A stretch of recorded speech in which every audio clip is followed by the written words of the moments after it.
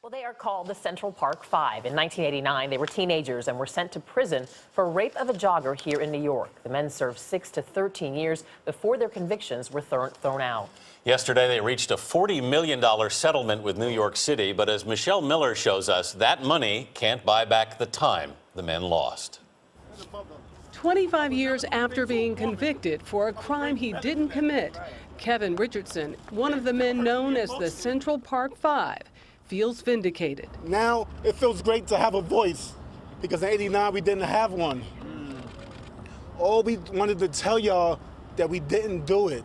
In 1989, Richardson and 4 other teenagers between 14 and 16 years of age were arrested for the brutal rape of a 28-year-old white female jogger in New York City's Central Park. She was dragged down the bushes near what is called the Lock, where she was beaten and sexually assaulted. The crime drew national headlines, polarizing an already divided city along racial lines. Raymond Santana served 5 years in prison. Is this over? Is the page turned? I still get up every morning saying, all right, we got to go out there and fight. It's like we haven't even been exonerated. You know, that's how I view it. The victim was left for dead. She had no memory of the attack. There was no DNA evidence linking them to the crime and no witnesses. The case was built on videotaped confessions. Yusuf Salam was 15 years old. I met Raymond Santana in prison. Yeah. We didn't know each other. We didn't know each other. And they painted this picture as if we all knew each other. We all got together and said, hey man, let's go hang out and do this. And that's not what happened. What do you say to the people out there who just don't believe you're innocent? You know, these people had their mind fixated on us being guilty. We have tried everything we possibly could to prove our innocence, and our innocence has been proven. In 2002, 12 years after they were sentenced, serial rapist and murderer Mateus Reyes confessed, saying he acted alone. The DNA evidence corroborated his story, and a judge threw out the convictions. This is a victory story now. This is a perseverance story. This is a story about fighting the good fight and winning. And this is a story about the city doing a good thing. 22 states now have laws requiring interrogations of minors be recorded. 15 of those states passed the law after the CentralPark5 were exonerated in 2002. New York isn't one of them. For CBS This Morning Saturday, Michelle Miller, New York. New York's mayor at the time, New York City's mayor, called it the crime of the century, the brutal rape and beating of a woman who was jogging in Central Park back in 1989. The victim was a 28-year-old investment banker, and her courageous battle for survival made front-page news around the world. Also making headlines, the suspects in the case, 5 Black and Latino teenagers who were eventually convicted, even though none of them did it. Police got them to confess after turning them against each other during hours of interrogations. The case is recounted in a new documentary by filmmaker Ken Burns called The CentralPark5. Take a look.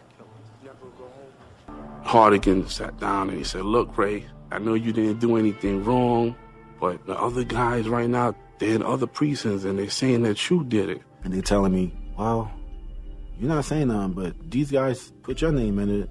And I'm like, I didn't do anything. And he's like, well, this is why I'm here to help you, because I know you didn't do anything. You're a good kid. You know, this isn't you. He pulls out this picture of Kevin Richardson, and he goes, you know this kid? And I'm like, no, I don't know him. And he goes, you see the scratch under his eye? That came from the woman. We know he did it. He's going down. At this point, I'm like, you know, like I don't know these guys that's there, so I'm just gonna make up something and include these guys' names. Okay. If you're gonna do it to me, then I'm gonna do it to you. A serial rapist confessed to the crime 13 years after the attack. His DNA matched, and the 5 teens' convictions, they were vacated. Joining us from New York, Sarah Burns. She is co-director of the movie and author of the book that inspired it. And Sarah also happens to be the daughter of Ken Burns. Sarah, so good to see you, and so glad that you brought this story again to light. I remember it very well. This was something that a lot of people were just captivated by. It was a very painful time, a chapter in our lives, I think, especially when it came to race relations. Explain to our viewers how it was that you had these guys who confessed. There was no physical evidence. They confessed. They were not guilty. And yet a lot of people in the community were quick to simply accept that they were guilty. Right. I mean, the only evidence that was presented against them were these statements that they'd given, and they ultimately gave these videotape statements, which proved to be very convincing. But the problem was, as you said, there was no evidence. The DNA tests were negative. And I think that the fact that people were so quick to believe that they had done it, this story the police had concocted and provided to the press, had a lot to do with the time. As you said, the city was very different in those days, and people were afraid. The crime rates were higher, and it seemed like a scary place. And I think that people were particularly afraid of minority teenage boys in particular. And so these kids who were 14, 15, and 16 somehow seemed like exactly the thing that people feared, and it made sense to them, even though there was no evidence. Why did they confess? I mean, you do such an extraordinary job in this documentary for them to explain how it is they got into all of this. Why did they say they did something that they didn't do? Yeah, it's when I first started researching this story, it was the first thing I had to look at because I needed to understand for myself how it could happen, because it's irrational. It doesn't make sense, and it's easy for us to sit back and say, well, I would never admit to something I didn't do. But the dynamics that happen in that interrogation room are so intense. And there's such a huge power differential between the detectives and these terrified young men. And what happens is a little bit what you saw in the clip, where they're sort of played against each other, and they're made to believe that they can be witnesses and that they'll be able to go home if they just tell the police what they want to hear. And ultimately, they believed that. They were also naive about the system. I mean, none of them had been arrested before or had any contact with the police, and so they didn't know that they should be invoking their rights, that they should be asking for a lawyer or not agreeing to make these statements. Sarah, I want to play a clip for our viewers here. You actually captured the man who attacked the jogger who nearly died, confessing on camera. Let's listen in. Let's watch. A stroke over there with the treatment, and where I dragged the end. She just kept moaning, and stopped and grabbing her head, that she was in pain and all that, She was bleeding. I can't explain to you what happened after I left that park that night, but I can guarantee you that there was no way these kids saw this woman come in or have an idea of where she was coming from. I'm the one that did this. It's pretty chilling when you listen to that. You had the 5 young men who were wrongly convicted there at the screenings of the film. What was their reaction to hearing this confession?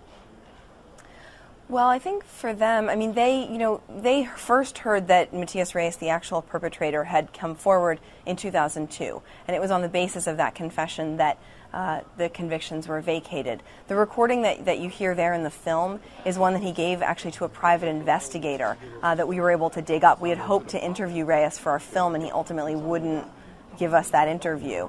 But we felt that it was so important to show him or hear him confessing. We didn't want there to be any question. We didn't set out to make this film a whodunit. It was about how did this happen. And so I think that for the 5 to get a chance to hear him saying that he did it and that he did it alone is vindicating for them. What was it like to work with them? Well, it's been an amazing journey. I mean, I've been telling this story for almost a decade. I started by writing my undergraduate thesis about it and then wrote the book. And over the course of writing the book, I did many, many interviews with them. And so I really got to know them and I think got them to open up a little bit more as they got more comfortable with telling their stories, which they'd never really been asked to do before. I mean, this, as you said, was a huge story, but people didn't really know them as individuals. And Sarah, finally, were you able to talk with the victim, the young woman who had been raped so long ago, and how she is coping and how she has survived in her life as well? We did speak to her early on in the hopes that she would grant us an interview, and we understand why she declined. Her name is Tricia Miley, and she has herself written a book about her extraordinary recovery And so she's really chosen to focus more on how she came back from this traumatic brain injury that nearly killed her. All right, Sarah Burns, a very powerful work. Thank you so much. We really appreciate it. It's something clearly that everybody should watch. Thank you. Of course I hate these people. And let's all hate these people, because maybe hate is what we need if we're going to get something done.